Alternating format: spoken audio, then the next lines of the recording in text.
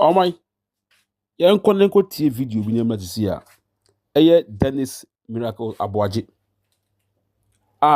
ya che no se wako wia omane sika ye 55 million Ghana cedi na no amko che nti no Ghana fo ni bi nkosiafo ni bi obubu ofu na oman omako pie mu ewo yoko oman it's about time wow si echi obi se nipa na ewie omane sika na se nipa na eko yoko a obi akobo obi a oman anka omubu ni na mu I swear because omu nkosiafo ya mo one Ghana cedi se munko hwe de mo anka ebu mu na mu anka mo ho biem oman yembo chese Ghana no o Fatima nkosiafo na omomu ejimi o akwa we sika oman ono no wawia no ai se kedi ye oman ye no ono na wia o wo wia mo no mumu sika na ya chi na mo no musan defend no nkosiafo o sebi so omunya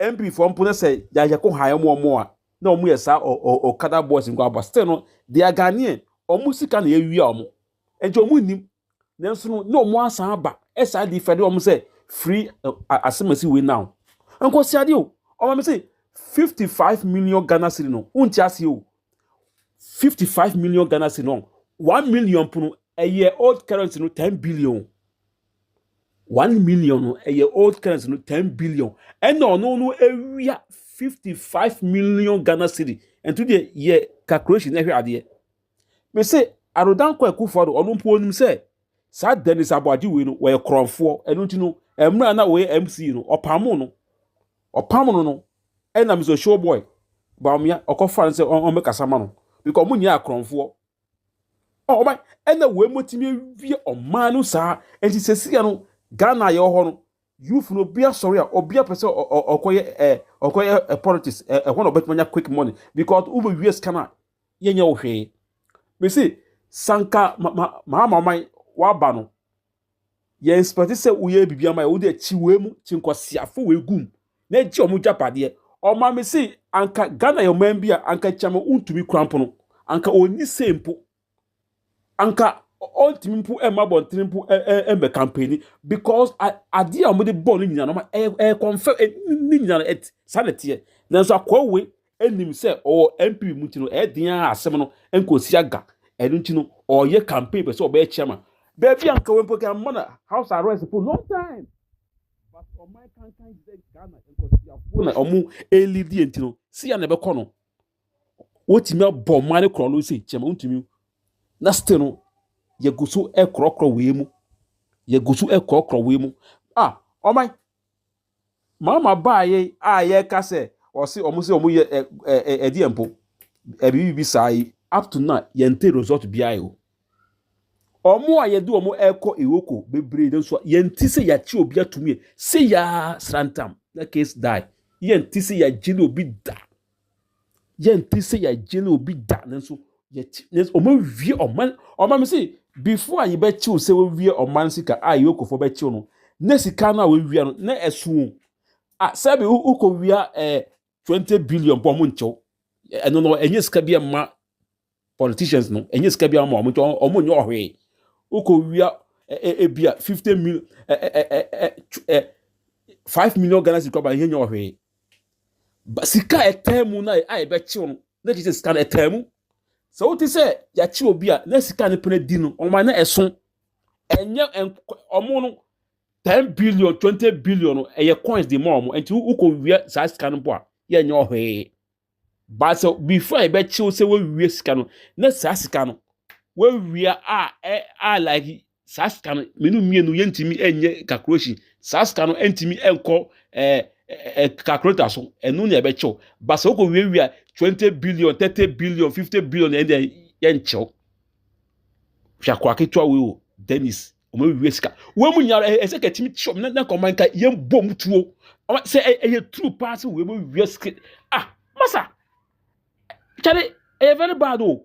Sa stupid boys in Kolanko we me timi we sika no muro oba oko Ghana se a Japade enko siafo we mu omo edi ama omo man no. Na menu mienu a omaye de yes ye no ye bedi enikure ama oman no ye no ehia na enko siafo emo we mu na omo no ewie oman Japade no edi siesi omochi and to such people yet you are my straightforward others say ye be kun and I say life imprisonment said the China for you know or mama say ye can say ye rule of law what see at the corner who risk my others say ye be kun and life in prison and kasanko shade we nyan ka o my anka tu betwa lawyers Edema Dennis Miracles Abwaje say omo client Miracle as they say Yoku Economic and Organized Crime Office just almost a man of 50 million bail bond. Almost requires 3 sureties. 2 out of the 3, no, as I justified, describing the condition as difficult to satisfy. They are almost can you say Yoko for man or pesa or Miracle bail. And they work for 50 million Ghana cedis. And the other. And I lawyer say, sir, bail condition. How do we meet it? How? I mean, how? Kwan ben you bet you have faswa. You bet you meet this bail condition way. Way a Miracle. Abwaje. Sabre Yoko for watching or no. I want some. I don't know. Over. I have some mood. I have some another. Now, I would say the lawyers of America said, we see, can a woman say bail conditions, to even meet the bail conditions, because 50 million Ghana cedis, all the quantities go for 500 billion. Once a year, Dennis America would have to meet this kind of conditions before which my bill with me about one thing. Now, already I Koswa. If you look at Dennis America's Abuajia, he was the executive secretary of the IMCC. Of a IMCC, Interministerial Coordination Committee and Decentralization. This office is under the office of the president. And I don't say they give technical support, technical advice at my local government ministry and other sectors of the ministry. And from office, and do person give technical support. Now, this office was established in 2012. Over 2012, the first kind of His Excellency John Dramani Mama, and will take this kind of office to make sure the local government will make more technical support, technical advice, or make me a local government need decentralization, make me a congain. Also, there be a deba Ghana for come once and say because the decentralization in Koye Wokromano, I did be a yebiano, as there be a bread. If you look at bureaucracy of system, no man I cost now, and your papa. Now, Dennis Abwaje was the executive secretary at the Interministerial Coordination Committee and Decentralization. Now, if you look at the current one, if I say, on mom na boss, Edema, Interministerial Committee, Nidin, at Dr. Gamili Kauri, how defa, means when you right there. He assumed office in February 2025. Now, for about office, then he wrote a petition to the Yoko, telling Yoko, say, if you look at from August 1st, 2022, equals February 2nd, 2025. When Dennis Miracles Abwaje, tell no area executive secretary demand this committee, no ma be a kwaswa or you say enya papa. And to bear to me office, he came office in 2025 in February. And to bear office, glancing through his documents, and I said there be no ma be a kwaswa sa no man he is not happy with it. And over in them knowledge about this kind of story, he is petitioning Yoko, telling Yoko say Dennis Miracles Abwaje could fast or 10 office or your transactions be no and not ye papa and he's petitioning Yoko. No fa or the Koma Yoko no Now there was another petition as I call it. Petition say probe into suspected misappropriation, misapplication, diversion, and theft of public funds amounting to about 55 million. So and if you look at the current executive secretary, no, so there be no mabiakoso, no jitum so one, a misappropriation, a misapplication, a diversion, and theft of public funds. And as Sadia, Omunkonko Pimo Yoku, na Yoku Diminium Commonie, and Tonuna Jimun Susu say, Dennis Miracles Abuaje, Sanma we are of Amwa. Now, if you look at Denisa, Uko PM Ewa Yoko offer charges from the Abonia Makuma Conson, 7 charges. And about Dennis Miracles Abuaje. 1, conspiracy to steal and stealing. Of a 1, conspiracy to steal and stealing. 2, using public office for profit, causing financial loss to the state. Number 3. Number 4, dispersing of public funds. 5, defrauding by false pretense. 6, money laundering. 7, and other suspected offenses. And the over Dennis Miracles Abuaje charges mako and so and a form of the abono. Now, on April 15th, and I yoko for 2 months at the floor already, and Dennis Miracles Abuaje catch and say they want to engage him. So Nyango Ponyadmo on the 28th of April, and I branch of Dennis Miracles Abuaje call permanent checks or quite a need 30 minutes. Call me doing come here. No Mujana coins so uncle. Now, before Assassin Webano, now there was an audit firm higher audit, and they saw 1 or 2 things that they were not happy with it. So if you look at Ore Fene Gerard, no mom the chief accountant, or Jutum say if you look at the 2024 audit, and no one of course or no Jutum say also a money home day, and as had a couple of betia, and they even charge with a commercial interest. And the Jutum so betriano, they also say you have to pay with the commercial interest because of a sudden they see young fans say if an audit firm have an audit, no me auditing in area, now they feel and think say audit, it doesn't show a true reflection of the picture. They're free and fair. They can talk to you. About Magas out there, be wait here. And sometimes for you to get a stiffer punishment by the audit firm, they even make you to pay interest on the money.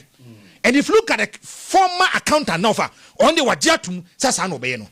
Now, if you look at Denisa, Nation 1, almost say Dennis Miracles Abuaje or the support Koma local government ministry. Of at that time, he engaged them. And sometimes the local government minister went for support for the regions.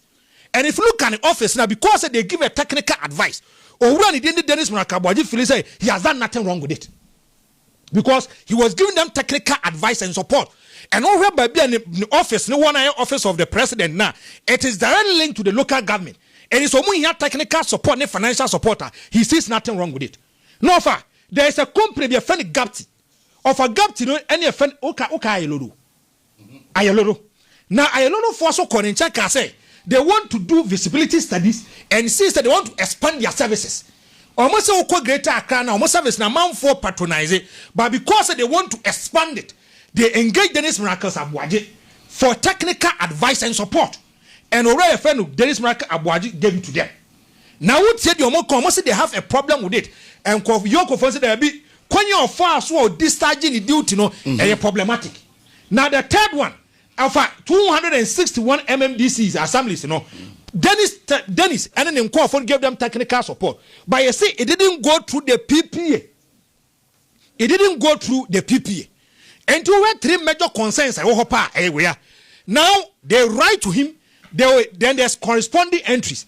And the lawyers at the Dennis Miracles Abuaje and the Yoko for Mudin Sawaso Mudin Komo Abibia Konkai. Marika catch us on the April 15, 2026. Omotomonsa a catch and so many on the 28th of April 2026. Okay. Of Uncle Kodin Komon, permanent checks. Permanent checks. Bibi and Kwanko say Omaka said Dennis Miracles Abuaje for Mojin passport. Omojin Bibi. And that is why I have a problem. What can Yoko for report? If Yoko for so Omo catch and say he is under investigation. And to a new coin to 2 coin. Yes. I want to ask one thing. Over 55 million Ghana cedis causing financial loss to the six now. And 550 billion. See a jitum said Dennis Miracles Abuaje yadia enya. Na ya de bonia. Now a branch on who coins obey me 2 coin person obey 2 coin. Why don't you seize his passport? Why don't you seize his passport? They are tossing me. It means our security system of is bad. Because Dennis Miracles Abuaje left the shores of Ghana. Me tell you, UK koye training. or free train no sabe do Ghana near chain. And Tiankokwan and Kwama BMWay. Because we are talking about public funds over here. May I cannot go into the merits and demerits of the matter. So I have Bonnie and also 1 year Bonnie. But let's look at the issue critically. Yejitum said Dennis Miracles Abuaji, Ebia Kwan offer so any no baby the papa, Ebia 7 charges conspiracy to steal and stealing, using public office for profit, causing financial loss to the state, and dissipation of public funds, defrauding by false pretense, money laundering, and others for such offenses. No, Eya Makuma so charges was nya charges ketwa. Engineer Breso Maya, see investigated Dennis Miracles Abuaji. Who not can say season the passport. Because I never met me the Tamako then quite example. Yeah. Studying now Tamako copy US of A. I have trying assumption of a Mukropoya, then just a US of A from one that tell bread. And as some I for 7 charges are no deal. And we sit on consent, Dennis Miracles Abuaji leave the shores of Ghana and to Kwan and Kwama Bime. And of us make a name or Kwan and Kwama Bime. They are tossing me. Who said your more comments on my catches and money to Quine? Then no catch security agencies. No. Also, catch a miracle, some money to Quine. Also, he's under investigation, so he cannot travel. Go and read the Yoko report. Almost say he's under investigation.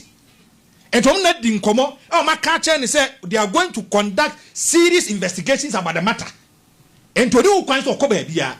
So that is why I have the problem. Because who catch him some money Kobe offer, they don't have to see his passport. I'm following again. Because come time passport you use court to seize it. Thank you. And to go through the genuine process and seize his passport. Say Hannah Moya no so more say ba stock. Say more passport this money is here. But some say artisan come say to kind of want it. So these are issues that we are talking about. And we should not joke with it. What you say now of some way me person me tia say until say e be a court me wie ni bibia. Because the way more can some no court be. Say they have to go to court. They have to say court. And that is why I have a problem with it. The court send be any say. Offer. That is why I have a problem with it. And that's our offer we are chill. We have to go through the due processes. They may take quiet patches and the lawyers question who quite so and of what is happening. And Dr. Mahmoud Bawumia Echo Yoko Papa. Na bra ohonwa and the minority leader Afenyo Markins and so Ebeka no ho bi eno enie na Dr. Mahmoud Bawumia wo inside it o pie eno share Afenyo Markins the I don't be an Afenyo Markins Yoko nie aye Yoko Hana miracles e wono nti na omodi nkomo I think the babies and no hu no what to say and those stuff. Auntie Dr. Mahmoud Bawumia na APA edi free one we share Osahene Alexander Afenyo Markins na onino edi enkomo e wo hono no during the arrival Afenyo Markins banos no animu ho entrance no na the supporters ne chant se kwambi o mefa so mbeyi miracle bia no omonye de ombetumi bia no omonyi miracle emfa no emfa free one mo eno achi ena ora atachia and so ade nsembe tu dwakire mu se sa 50 million bill ade na ngofo we dey part how yentie ora atachia ne nsem na ode tu dwa no muma yentie ama yentie no Ghana cedis. How is he going to do it? 50 million Ghana cedis, 3 sureties, 2 to be justified. That means 2 of them should post properties. Well, 50 million. Has any of the bill conditions? How can it be met? How can it be met?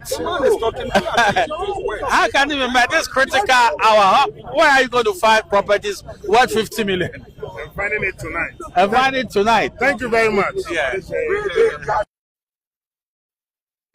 I don't know all can say 50 million with 3 sureties, 2 to be justified. To be justified, in as I said, sa nipa 2 no, or more properties worth 50 million. Yes. Sa nipa 2 no, as I said, be our properties worth 50 million. Or 500 billion. Justified and no. Just as a no. Properties are. Over. I know some no. It is as I said, yeah, baby, you know, my name's Ombako. Bill condition. Over who says that's a bill conditions, you know. The kind of amount immediately, Yoko near dear almost start near the case, much I do about nothing. Oh, really? Oh, yeah, when you have good case, you prosecute the person straight away. And then make you go to court of contempt. When I say, oh, person, oh, cheni pano bibi kakra. I say, ninam technicality sechi, mramrechi, na oh, cheni pan mi miawa mo me chrew pa oh, or not the dende. That's how sometimes I see it.